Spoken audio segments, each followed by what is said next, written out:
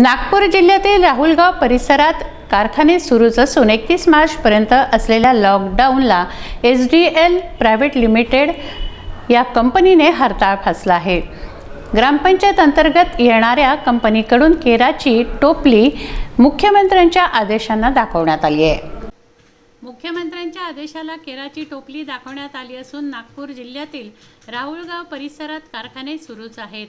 बाजारगाव परिसरातील मोठमोठे कारखाने बंद असून सुद्धा SBL प्रायव्हेट लिमिटेड कंपनी ही बारूद कंपनी सुरू असल्याची माहिती मिळताच वृत्तपत्राच्या प्रतिनिधींनी कंपनीला स्वतः भेट दिली।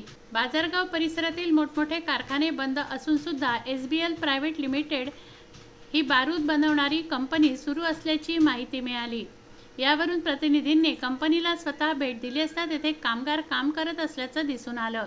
येथील कामगारांनी सांगितलं की ही कंपनी सकाळपासूनच सुरू आहे। कंपनीतील रणजित कुमार सिंग मॅनेजर यांनी कंपनीच्या कामगारांना बोलवून काम सुरू ठेवण्याचे आदेश दिले आहेत।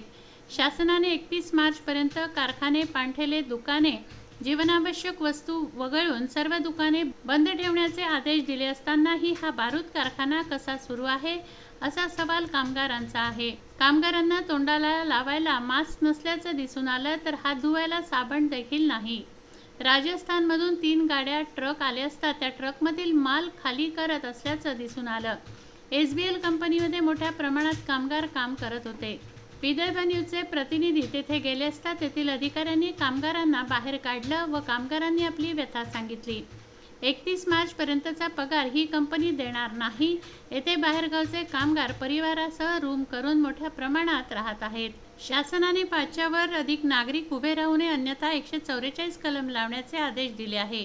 या कंपनीत सरास 150 कामगार जवळजवळ काम करताना दिसून आले।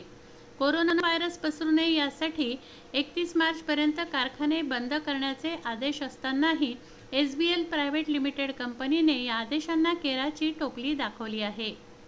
प्रोडक्शन मॅनेजर तुषार पाटणकर यांनी सांगितलं की 23 तारखेच्या संध्याकाळपर्यंत 6 वाजेपर्यंत काम सुरू ठेवण्यात येईल, नंतर बंद करण्यात येईल। नंतर 31 मार्चपर्यंत बंद ठेवणार असल्याचं त्यांनी सांगितलं आहे। विदर्भ न्यूजच्या प्रतिनिधींकडे कामगारांनी रोष व्यक्त केला।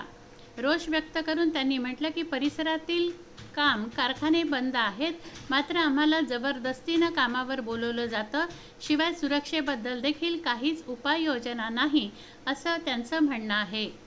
सचिन मेश्राम, शुभम वरठी, शुभम बनसोड, सचिन टाले, विनोद टाले, अतुल बनसोड यांच्यासह मोठ्या संख्येनं कामगार येथे उपस्थित होते। जितेंद्र उके, विदर्भ न्यूज, नागपूर।